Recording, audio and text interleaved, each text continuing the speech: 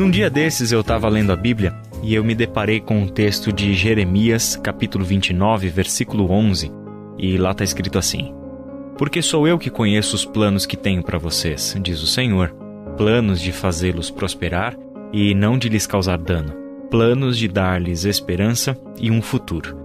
E daí, lendo esse texto, eu fiquei pensando no quão bom quão gratificante é saber que nós temos um Deus na nossa vida e que esse Deus a quem nós servimos é um Deus que tem planos para nós. E esses planos de Deus para nós consistem em coisas boas, planos de nos fazer prosperar e de não causar dano, de não nos causar mal. São planos, muito pelo contrário, planos que dão para nós esperança, que dão para nós a certeza de um futuro. E o que é mais interessante que me chamou a atenção ao ler esse texto é que essas palavras foram proferidas pelo profeta Jeremias ao povo de Judá enquanto esse povo enfrentava uma das maiores catástrofes da história, que era o exílio lá na Babilônia.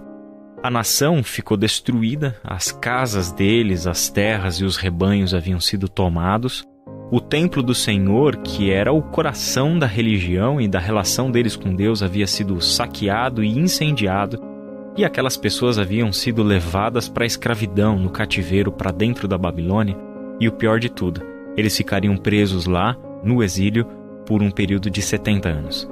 A gente pode resumir isso dizendo que esse foi um período de destruição de propriedades, sem dúvida nenhuma, mas só que também histórias estavam sendo destruídas. As memórias desse povo, bem como os sonhos e as esperanças dessa gente, estavam em completa ruína.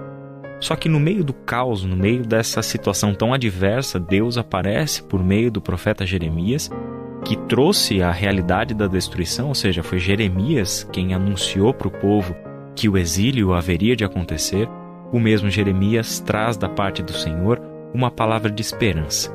A palavra de esperança que nós acabamos de ler, que Deus tem planos, que estes planos são planos de prosperidade, são planos de bem e são planos que consistem em dar para o seu povo a esperança e um futuro. E isso me fez pensar que muito mais do que uma experiência do povo de Judá há quase 2.600 anos atrás, isso aqui é algo que acontece com as pessoas o tempo todo, especialmente com as pessoas que estão se aproximando das Escrituras e, com isso, se aproximando de Deus. Por meio da Bíblia, nós ficamos sabendo que Deus tem um plano para nós.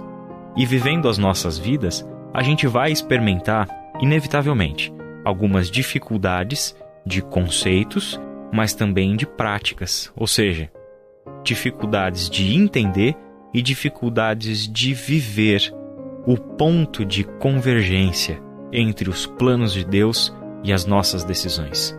Dito de outro modo, como é que as decisões que nós temos que tomar ao longo da vida se encaixam ou não se encaixam com esses planos que Deus tem para nós?